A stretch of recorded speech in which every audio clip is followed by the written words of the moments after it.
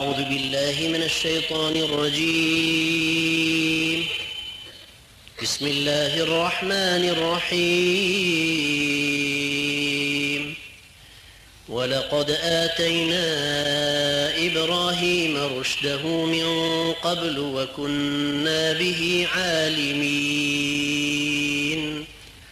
إذ قال لأبيه وقومه ما هذه التماثيل التي أنتم لها عاكفون؟ قالوا وجدنا آباءنا لها عابدين. قال لقد كنتم أنتم وآباؤكم في ضلال مبين. قالوا أجئتنا بالحق أم أنت من اللاعبين؟ قال بل رب السماوات والأرض الذي فطرهن وأنا على ذلكم من الشاهدين. وتالله لأكيدن أصنامكم بعد أن تولوا مدبرين. فجعلهم جذاذا إلا كبيرا لهم لعلهم إليه يرجعون. قالوا من فعل هذا بآلهتنا إنه لمن الظالمين.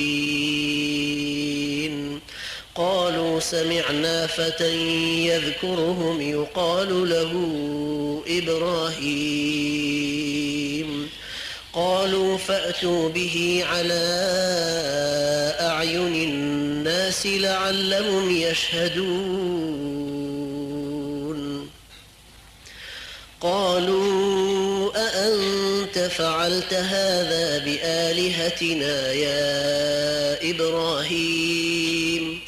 قال بل فعله كبيرهم هذا فاسألوهم إن كانوا ينطقون. فرجعوا إلى أنفسهم فقالوا إنكم أنتم الظالمون. ثم نكسوا على رؤوسهم لقد علمت ما هؤلاء ينطقون.